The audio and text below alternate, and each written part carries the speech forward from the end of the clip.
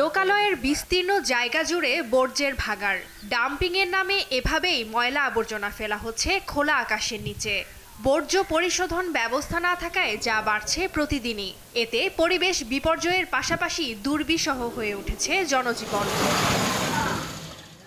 ব্রাহ্মণবাড়িয়া শহরে প্রতিদিন অন্তত 150 টন বর্জ্য উৎপন্ন হয়, যার মধ্যে রয়েছে বিভিন্ন বাসাবাড়ি, হাসপাতাল, ক্লিনিক ও হোটেল রেস্তোরাঁর বর্জ্য।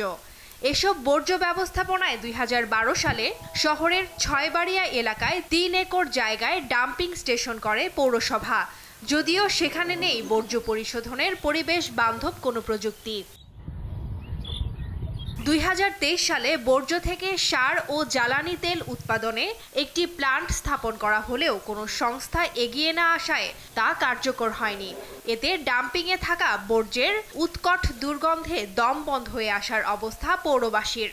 এছাড়া নোংরা পরিবেশে মশা মাছি সহ বিষাক্ত ও ক্ষতিকারক পোকামাকড়ের অবাধ বংশবিস্তারও চলছে সেখানে। বৃষ্টি হলে যে দুর্গন্ধের কারণে, ময়লার কারণে, মশা মাছির কারণে আশেপাশের লোকেরা থাকতে পারতেছে না। প্রথমেই শ্বাসকষ্ট হচ্ছে। পরিকল্পিত ও আধুনিক বর্জ্য ব্যবস্থাপনা গড়ে না উঠলে শিগগিরই দেখা দিতে পারে পরিবেশ বিপর্যয়। ব্রাহ্মণবাড়িয়া পৌরসভায় আধুনিক বর্জ্য ব্যবস্থা গড়ে তোলা না যায় তাহলে গোটা ব্রাহ্মণবাড়িয়া পৌর এলাকায় একটা পরিবেশ বিপর্যয় দেখা দেবে।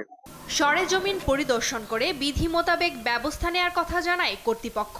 পরিদর্শন টিম পাঠাবো, আমরা সরেজমিন পরিদর্শন করবো এবং ড্যামেজ অ্যাসেসমেন্টের বিষয়ে আমরা আমাদের বিধি মোতাবেক পদ্ধতিতে ব্যবস্থা নেব। সলিড ওয়েস্ট ম্যানেজমেন্টের একটা প্রকল্প আছে, এই প্রকল্পে আমরা আছি।